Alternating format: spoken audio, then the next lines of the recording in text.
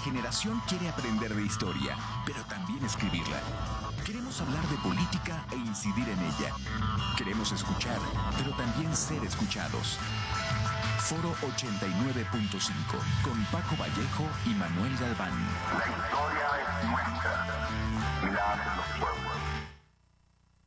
¿Qué tal? Muy buenos días, bienvenidas, bienvenidos a Foro 89.5 esta mañana del 31 de octubre de 2024. Como siempre, un gusto llevar una emisión más de su programa y estamos haciendo la invitación para que participen con nosotros como cada jueves.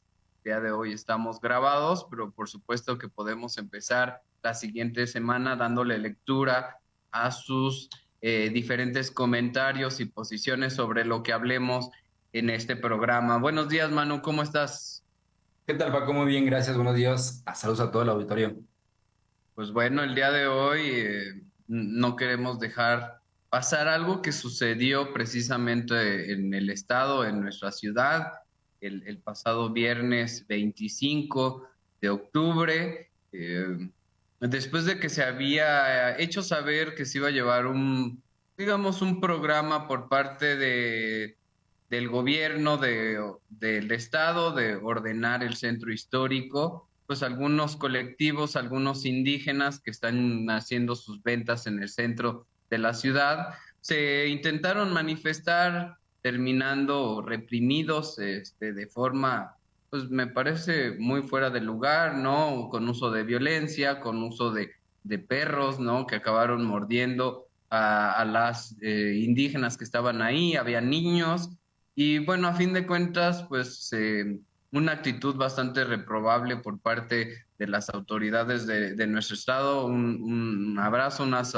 solidario a las compañeras, a los compañeros que se manifiestan dentro de sus derechos, dentro de la legalidad y sobre todo con legitimidad, ¿no? El hecho de tratar de vender tus productos de primera mano, sobre todo estamos hablando de estos grupos indígenas vulnerables, pues me parece que el no atender y el no escuchar y el no tener una apertura para poder darle cabida a esto, pues bueno, no resta en lugar de sumar, pues sí, para nuestra comunidad, para nuestro estado, para nuestra ciudad. Y pues bueno, así empezamos el programa, Manu. Sí, Paco, nada más para, como precisión, entiendo que el operativo fue directamente del municipio, más que del estado, y se lleva a cabo en el centro histórico que directamente administra y que acaba de tomar posesión la nueva gestión de la continuidad del panismo y ahora con un perfil del candidato que yo pensé que solamente era eslogan, pero no, pareciera que sí estamos en el siglo pasado donde todavía en la mano dura es la forma de gobernar orden y no sé cuál es la otra frase, ¿no? Pues sí, Y algo me así, ¿no? Pero a refiero, fin de me refiero cuentas, orden. particularmente, sí, al presidente municipal de Querétaro, Felipe Fernando. Sí, el Felipe famoso Fernando que acaba. Felipe. No, y Exacto. además estudiante de la Universidad Autónoma de Querétaro, ¿no? Que pues esperarías que teniendo un perfil de este tipo, pues hubiera una postura un poco diferente, sin embargo, pues no es así. Sí, no, pareciera que esta situación, y es cíclico, Paco, este problema de la fricción entre inspectores del municipio y directamente los vendedores de artesanías en el centro histórico es un constante y pareciera que cada administración se vuelve a repetir lo mismo. Hemos ya visto, recuerdo desde que estaba como estudiante, ya había una situación en la cual había hasta violencia directamente por ahí agrediendo físicamente y también verbalmente, sobre todo a mujeres indígenas, ¿no? Y el día de viernes, como bien comentas, en un operativo que lleva dos líneas. La primera es la presencia municipal de Feliper.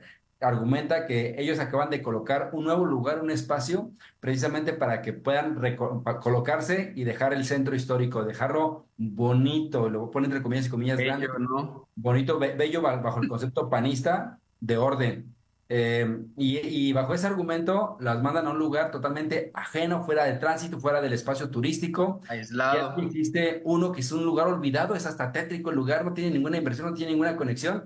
Se les coloca ahí, luego ahí se les olvida, no hay ningún seguimiento como tal por parte del municipio en estos nuevos Promoción. espacios. Exactamente. Por lo tanto, hay un nuevo lugar y en ese nuevo lugar, con eso, se lava las manos el presidente municipal, Felipe Fernando, y directamente procede, menos de 15 días de tomar la posesión como presidente municipal, a un operativo con todo el sistema que está a su alcance, como son policías, como bien comentaste, perros policías, binomios caninos, en el cual van a ir directamente, como pareciera que con unas personas totalmente armadas o con un nivel de De seguridad. organización Sí, militar, sí, ¿no? no, es impresionante el operativo, la transgresión de derechos humanos y lo más interesante a la vez también es la interpretación de algunos medios de comunicación. Yo siento tristeza en escuchar medios de comunicaciones local, de la radio específicamente, Aplaudiendo.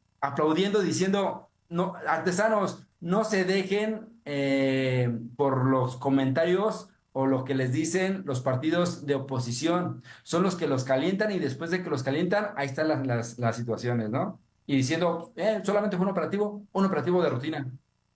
Un Y sí, está operativo de rutina en el cual se otra vez se busca menospreciar y de hecho, como bien comentas, no es la primera vez, Manu, yo por lo menos en las últimas movilizaciones, organizaciones que se da por parte de la población, puedo recordar la manifestación que se hicieron hace un poco menos de un año, a favor de la protección del agua de nuestro estado. Igualmente hubo represión, hubo esa forma de responder y pues ahora va esta nueva administración, el mismo color, las mismas formas, las mismas palabras, los medios de comunicación pues también haciendo este papel de aplaudir las actitudes represoras de pues de las autoridades. Sí, y en el que comentas, ahí sí directamente es la responsabilidad del Estado y de la policía estatal. Pero finalmente no dejan de ser tanto Policía Municipal de Querétaro como Policía Estatal de Querétaro, eh, fuerzas de presión o fuerzas de represión, ya ni siquiera de presión, de represión hacia la población. Ni siquiera capacidad de trabajar, ni siquiera capacidad de expresarse libremente tenemos de ahí en Querétaro. Una situación realmente degradable, degradante, triste y deplorable, ¿no? Para la sociedad. Sí, claro que sí. Bueno, y no solamente se sumaron a esta situación, pues la verdad que nos debería de provocar bastante molestia, incluso asco, ¿no? De que nuestras autoridades tomen estas actitudes frente a la población, ¿no? Además, una población vulnerable. También tendríamos que agregar ahí a la Suprema Corte de Justicia, porque apenas un día después, Norma Piña, la presidenta de la Suprema Corte de Justicia, sacó un comunicado hablando de la represión que había vivido precisamente los trabajadores, la falta de derechos humanos, etcétera. Un discurso, ya sabemos por cómo va, ante una movilización de los trabajadores en contra de esta reforma al Poder Judicial, donde ni siquiera se les tocó, solamente hubo presencia de policías y en media hora lograron que se les diera ay, se me fue la palabra, Encapsulado, bueno, estaba haciendo la policía un encapsulado, entonces ellos gestionaron luego a través de la un Suprema amparo. Corte un amparo, gracias, un amparo para que la policía se retirara, porque pues en realidad no estaban haciendo nada, y bueno que lo consiguieron y qué bueno que se protejan, pero la cuestión es que un día después de que se vea vivido en el estado de Querétaro esta situación, y no se mencionó absolutamente nada, y entonces aquí empezamos a ver cómo pues la justicia en nuestro país depende del color, depende de los intereses y si no estás dentro de esta línea, pues te quedas fuera, ¿no? O sea, absolutamente ni un comentario, ni una observación sobre un escenario bastante parecido y ahí nos damos cuenta de la ausencia del Estado de Derecho que según esto se sigue defendiendo y se protege, ¿no? De los peligros que se vienen adelante, Es innegable, Manu, que el Poder Judicial pues sigue demostrando estas debilidades, ¿no? Estos grandes problemas por los cuales desde el año pasado, y podríamos irnos más atrás un par de años, tal vez 3 años, donde se empieza a debatir la importancia de llevar reformas en el Poder Judicial, de cambiar la estructura precisamente para que no se den este tipo de situaciones. Y bueno, lo que vemos finalmente es que se ignoró el caso de Querétaro, ni siquiera se menciona ahí en la carta que saca Norma Piña para hablar de la represión que nunca llegó a los trabajadores de este poder. Sí, y aquí haciendo conexión con lo que comentas, el siguiente día hay una manifestación y en esa manifestación llegan directamente otra vez la policía municipal a reprimir la manifestación y a detener a personas que se están expresando libremente, ¿no? Y como bien comentas, el Poder Judicial sigue emitiendo amparos a contentillo, dependiendo del grupo y dependiendo de dónde se piden. Pero ante la impartición de justicia o respaldar y cuidar a grupos vulnerables como son los grupos indígenas, trabajadores, artesanos, ahí ni las moscas se paran, ¿no? Ahí sí el Poder Judicial brilla por su ausencia. Brilla por su ausencia, ¿no? Y bueno, en este sentido, les comentábamos al inicio del programa, estamos haciendo este programa grabado, pero para el jueves ya va a aclararse un buen de cosas en este sentido de por dónde va precisamente la reforma al Poder Judicial, ¿no? Porque sabíamos que los ministros, ahora resulta que 8 ministros van a decidir quién, si se debe o no continuar con la reforma, ¿no? Debatiendo y discutiendo algo que ya queda fuera de su normatividad, que queda algo fuera de su poder. Y bueno, ahora este tipo de situaciones, por supuesto que llevan a México a una situación delicada, ¿no? ¿Quién va a tener la autoridad?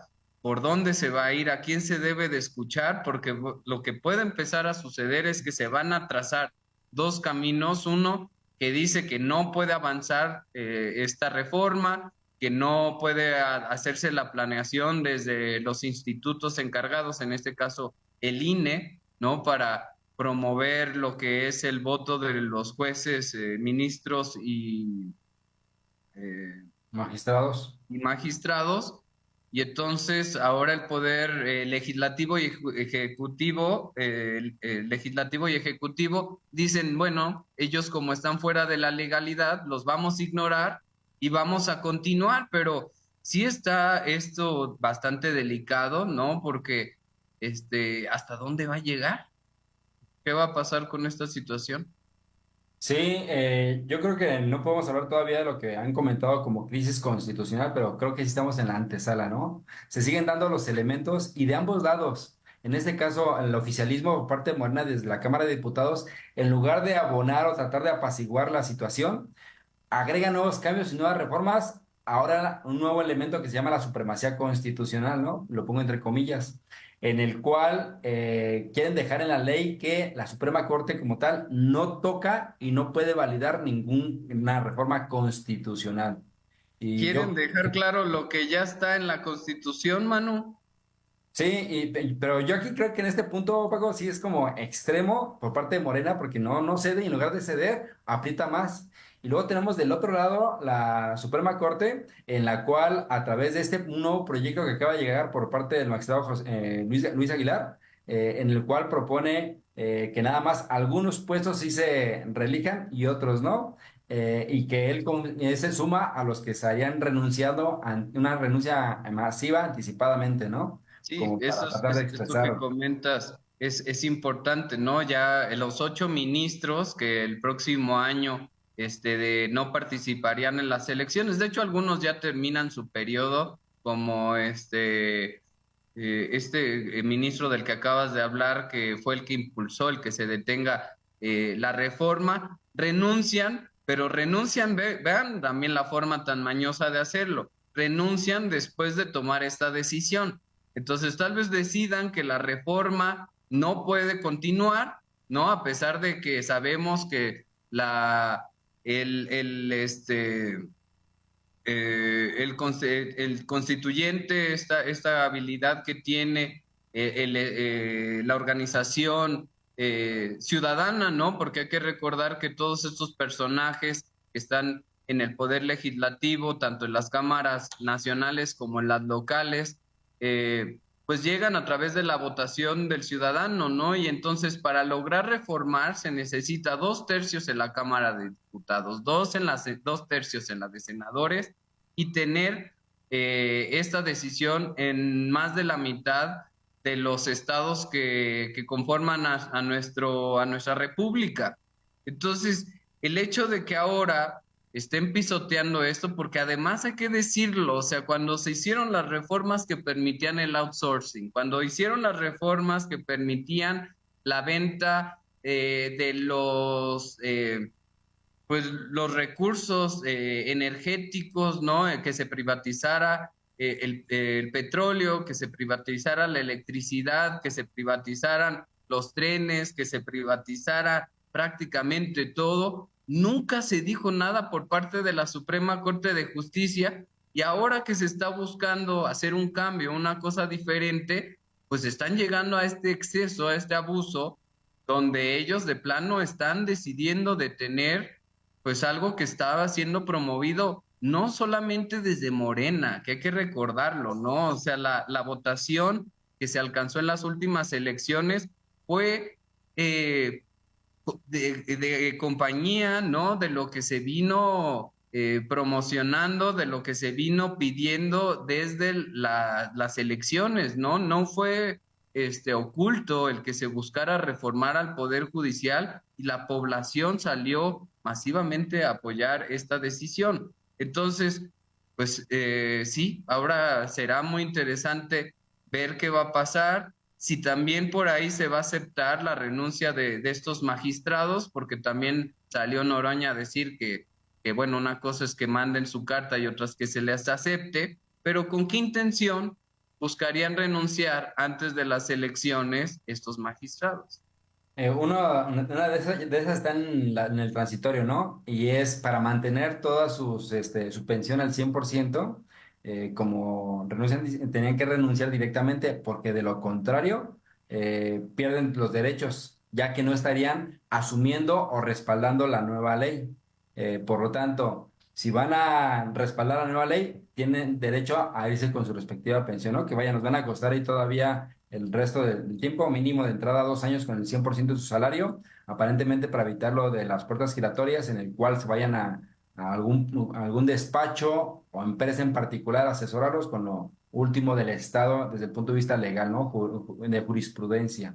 Entonces, ese es uno de los argumentos por los cuales se les está incitando a que renuncien. El hecho de renunciar es aceptar y reconocer la nueva ley, ya ley como tal, ¿no? La ley judicial, la nueva ley al Poder Judicial. Y eso llama la atención, ¿no, Manu? Porque al mismo tiempo renuncian un poco antes de que entre la nueva ley, pero al mismo tiempo están promoviendo que se detenga esta ley. Pero es que ¿por qué renuncian? Porque al mismo tiempo saben que lo que están ellos impulsando desde el Poder Judicial no camina, No no tiene es ruta. legal. Exactamente, creo que ese es un buen punto, Paco, porque, a ver, esto no acaba de pasar el día de ayer, ¿sí? Esto mínimo se mencionó desde febrero del año pasado.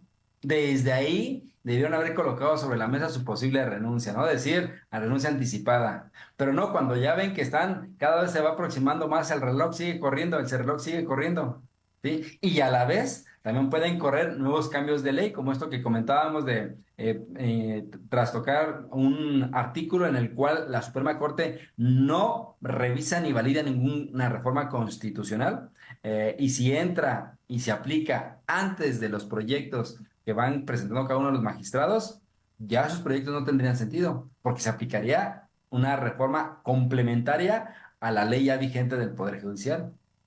Así Entonces, es. Y bueno, hasta cierto punto también ahí Morena y sus aliados, el hecho de tratar de sacar esta reforma rápido, de tratarla de hacer en ciertos tiempos, pues también cometieron ciertos errores que ha retrasado el proceso, que ha tenido que como reformarse lo reformado para evitar contradicciones.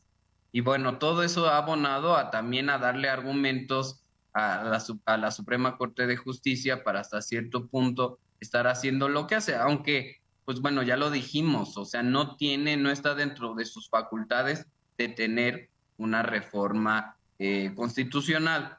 Y otra cosa, Manu, que podemos por ahí comentar, los más radicales han estado como presionando para que también tal vez se pudiera llevar ahí un juicio político en contra de los ministros, ¿no? Por estar, pues sí, estorbando el desarrollo natural pues, de las necesidades de la sociedad. Y entonces, pues bueno, ya salieron personajes importantes de Morena a decir, por ahí no vamos a avanzar, ¿no? ¿Y cuál puede ser ahí el motivo por los cuales no quieren que se lleve a cabo el juicio político? Porque tiene la mayoría en las dos cámaras, así es que sí puede iniciar un juicio político en contra de ciertos personajes, pero si de por sí ya se está señalando que una reforma que lo que hace es entregar al pueblo la decisión de quiénes van a ser sus ministros y jueces y magistrados, que además se pone así como si fuera súper complicado y difícil. A ver, en Arizona ahorita que se van a llevar las elecciones, hay 40 magistrados o bueno, jueces, no estoy seguro cuáles son, pero es para el Poder Judicial. Hay 40 Jueces, candidatos. jueces locales, porque además se eligen los locales, los federales los suponen Sí, directamente. los locales, de ahí Entonces, del estado de Arizona,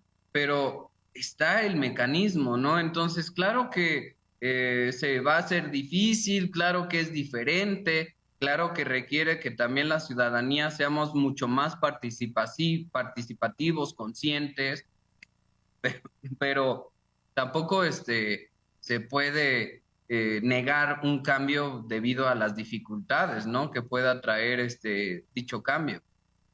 sí, y aquí algo que se ha estado cuestionando sobre ya la ley vigente al Poder Judicial es la operabilidad y la logística que se vaya a llevar, ¿no?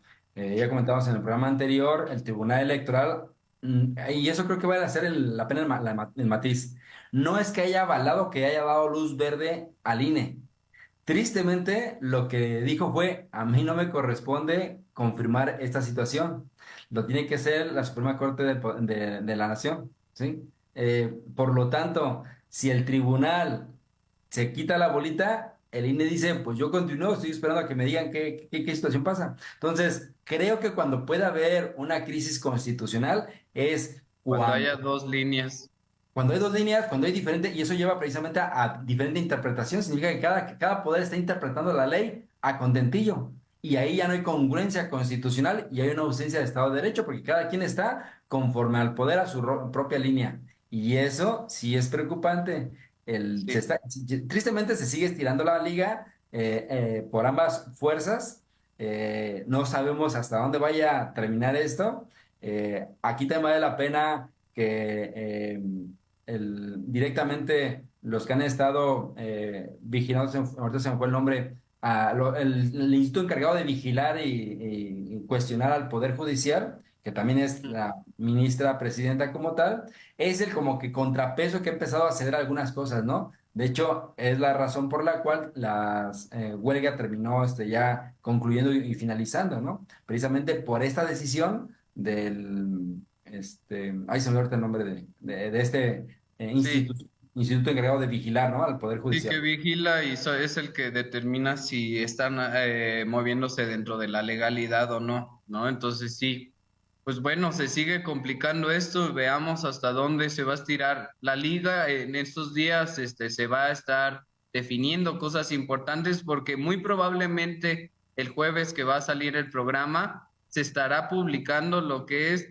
esta ley, esta reforma de supremacía constitucional, ¿no? Promovida por Morena, pero al mismo tiempo ese día va a estar determinando la Suprema Corte de Justicia si siguen deteniendo, si tienen las facultades o no para detener lo que es esta famosa reforma constitucional.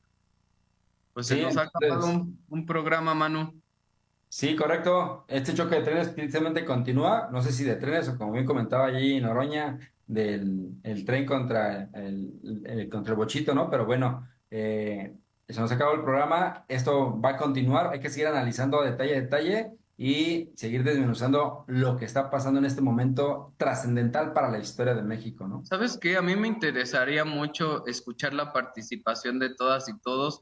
¿Cómo se sienten respecto a una reforma al poder judicial? ¿Realmente es un poder puro que no debe de ser trastocado o es un poder que ya tiene tiempo que requiere que se lleve a cabo cambios profundos? Bueno, se nos ha acabado un programa más de Foro 89.5. Los invitamos los jueves a vernos a las 9 de la mañana y por YouTube repetición como Foro 89. Hasta la próxima. Nuestra generación quiere aprender de historia, pero también escribirla. Queremos hablar de política e incidir en ella. Queremos escuchar, pero también ser escuchados. Foro 89.5 con Paco Vallejo y Manuel Galván. La historia es nuestra. Y la